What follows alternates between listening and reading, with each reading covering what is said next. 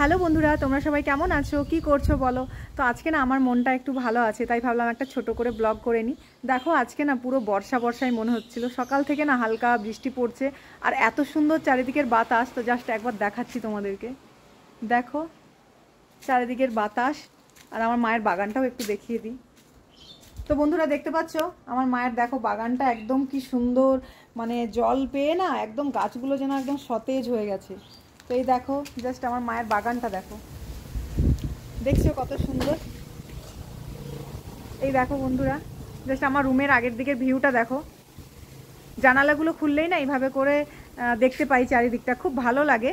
আর তাছাড়া দেখো এত সুন্দর লাগছে না, খুব সুন্দর বাতাস দিচ্ছে। তো ভাবলাম আজকে একটা ছোট্ট করে ব্লগ করে নিই, তাই জন্য ব্লগ করলাম। তোমরা জানি না আমার কথাগুলো শুনতে পাবে কিনা, আমি একদম রোড সাইডে থাকি।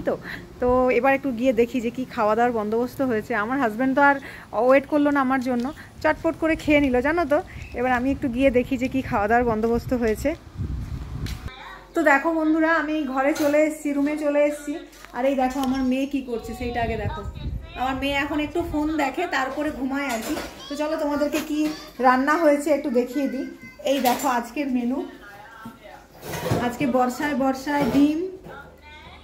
অ্যাকচুয়ালি আমার মেয়ের জন্য ডিম ছিল। তো দেখো এই চুনা মাছের ঝাল হয়েছে, তরকারি, পাট শাক আর ডাল, এদিকে আম পাকা আর এদিকে ভাত।